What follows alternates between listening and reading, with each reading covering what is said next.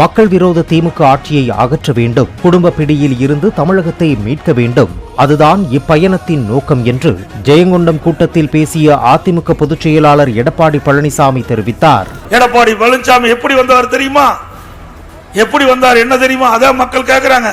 கேட்டா ஊர்ந்துகிட்டு வந்ததும் பாரு, பறந்துகிட்டு வந்ததும் பாரு, எப்படியோ வந்துட்டல. என்னைக்கு என்ன பயப்படுறீங்கள? ஒரு கிராமத்துக்காரனுக்கு என்ன பயப்படுறியா இல்லையா? பயம் வந்துடுதுல. சட்டமன்றத்தில் பேசுறாரு ஸ்டாலின், திடீர்னு எந்திரிச்சார். நான் எதிர்கட்சி வரிசைக்கு வந்திருக்கிறேன், அவர் ஆளுங்கட்சி வந்தார். ஏதோ பேசுவாருன்னு கேட்டா, நீங்க எப்படிங்க பாரதிய ஜனதா கட்சியோட கூட்டி நிற்பீங்க? நீங்க எப்படிங்க திடீர்னு பாரதிய ஜனதா கட்சியோட கூட்டு வச்சுட்டீங்க? நீங்க தான் ஒட்டும் உறவும் இல்லைன்னு சொன்னீங்க, 2031 வரைக்கும் கூட்டணி இல்லைன்னு சொன்னீங்க, இப்ப ஏங்க வச்சுட்டீங்க? இது என்ன முதலமைச்சர் நம்மள கேட்கிறாரு? இது எங்க கட்சி விவகாரம், நாங்க யாரோட வேணாலும் கூட்டணி வைப்போம், அதுக்கு நீங்க எங்க கஷ்டப்படுறீங்க, கவலைப்படுறீங்க? பாரதிய ஜனதாவோட கூட்டணி வச்சோமோ இல்லையோ, திரு ஸ்டாலினுக்கு ஜுரம் வந்துடுது, தேர்தல் ஜுரம் வந்துடுது.